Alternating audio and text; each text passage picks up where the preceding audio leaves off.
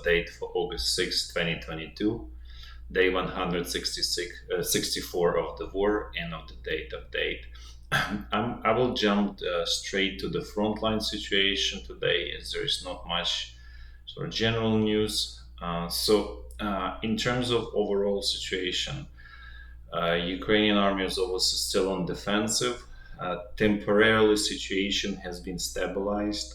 We don't think the situation is sort of stable from a long-term perspective.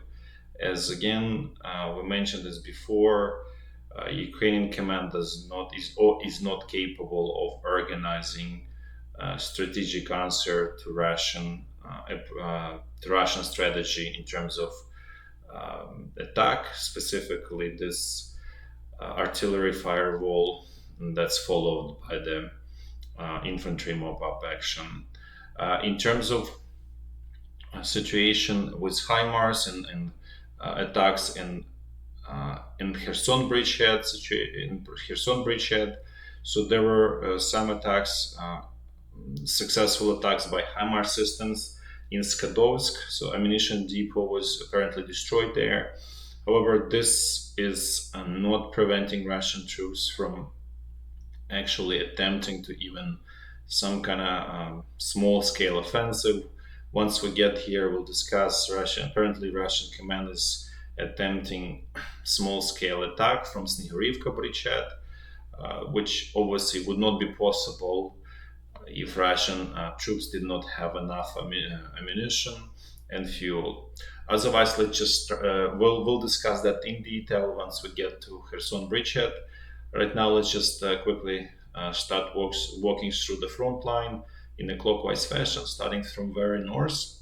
So situation along the state border does not really change much, more or less the same exchange of all sort of attacks, artillery, mortar, rocket strikes, everything goes, as I say. Now let's move to south. Let's move south toward to Kherson area. Kharkiv area, east of Kharkiv. Here's everything is on pause. No major action. Situation is sort of stable and the same, unchanging. Now let's quickly move to south to Izyum bridgehead. Situation here is also kind of quiet today. No major changes, no major attacks here. Also, nothing new about this Russian attack from Balaklia area towards south. So, which kind of makes us think that this is more and more likely that this is more of a distraction action as opposed to something real. We were skeptical yesterday about this attack, meaning that Russian troops, the Russian command does not have enough sort of spare capacity to open the third major axis of attack, and apparently this was just today we're getting even more confirmation towards that sort of line of thought.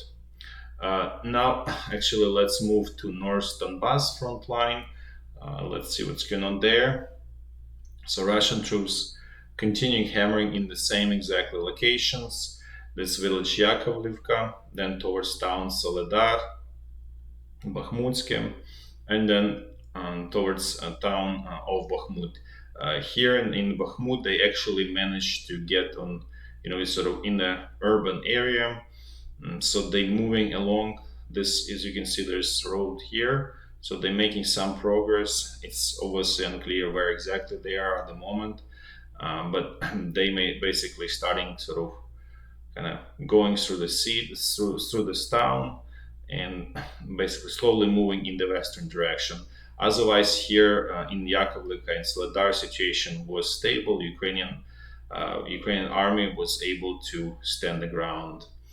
Now let's move a little bit, sort of look also at the southern section. As you can see, the only other major areas of attack were towards Zaitsevo and Vershinin. So it was relatively quiet in this area between Kodama and Travneva. That used to be also area of intense attacks. So basically the focus has narrowed down. So as you can see, the focus is attack towards Bahmut, then capture of this Soledar, and Yakovlivka is just kind of like covering the flank of attack towards Soledar, and Soledar itself is covering the flank of Bahmut, and then also covering the flanks of Bahmut from the southern area by trying to capture sort of this area here. So that's whole situation here in terms of Ukrainian army, how long it's going to be able to sort of withstand and withstand the pressure is unclear. It's totally dependent on the human factor, and obviously, right now, this is basically heroic action of Ukrainian soldiers. That's what really holds the line. In terms of the command or new ideas or anything like that, is definitely not there on the Ukrainian side. Now let's move south. Let's see what's going on west of Donetsk. Things here are very similar to the North Donbass section. So Russian troops are continuing hammering in exactly the same location.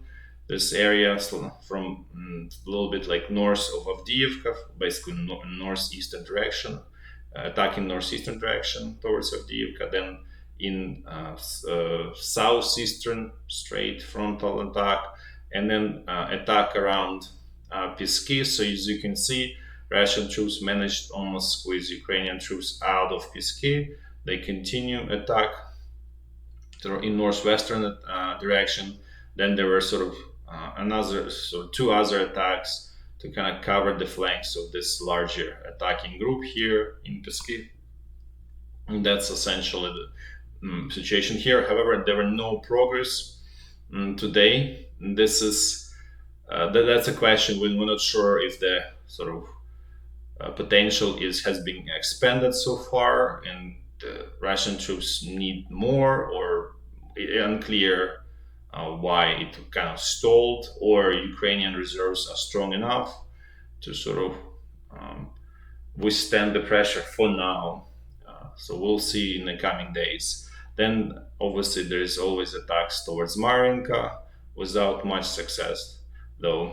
There also a little bit new was attacks towards Pavlivka, basically Vugledar, and then also a little bit in this sort of along this road here. So these two attacks are probably more like a probing action, just to see if it's sort of easier to break through Ukrainian defenses from sort of southern area, instead of like actually hammering where the Ukrainian defenses are much stronger. Even though they were breached here in Pisky, there's still pretty strong defensive position here near Avdiivka, and then here in Mariivka. So that's a nutshell situation here. This is just a closer look at this Pisky area and Avdiivka area. So nothing has changed here. So essentially, Ukrainian troops kind of holding here at the sort of western and northwestern tip of Pisky. The rest is being controlled by the Russian troops here. Now let's see what's going on Zaporizhia front line. Everything is stable, no changes. What we've seen here for past 3 months it's all the same. Now let's jump to Kherson bridgehead. Situation here is obviously more or less the same. The only difference is, as you can see, 108th Regiment of 7th Airborne Division Russian is attacking kind of like more or less straight west, or a little bit like southwest as well. Basically along this, we couldn't say it highway, basically it's a road that leads straight to Mykolayiv. So they attempting attack here, which the way you do it's typical Russian approach is heavy artillery barrage first in attempt to destroy any defensive position, and obviously then everything else starts to move into penetration. We'll see if it's successful. It's unclear, but it also puts under big question this whole strategy of destroying bridges across Dnipro River and then across Ingolets River, because without ability to have enough ammunition, which is going to be a lot of ammunition, the way Russian artillery works. We discussed this many times. It's a carpet bombing essentially, so you really need to expend a lot of ammunition, and that means you need to bring a lot.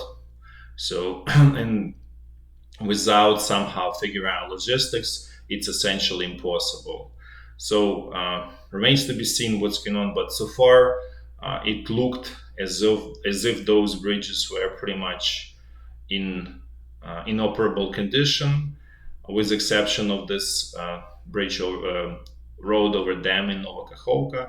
Nevertheless, Russian activities sort of putting a big question mark around this situation with the logistics here on Kherson bridgehead. So we'll keep you updated in the coming days what happens out of this attack. Otherwise, situation is more or less stable. Ukrainian troops were able to still maintain this small bridgehead, which the significance of this bridgehead is that this is still opportunity to attack towards Novokakhovka, essentially preventing, basically cutting off Russian troops on this Kherson bridgehead and creating big encirclements there. So that's just kind of like strategic importance of this. Otherwise, it's a relatively uneventful day from many perspectives. Thanks for watching again, and until tomorrow, bye bye.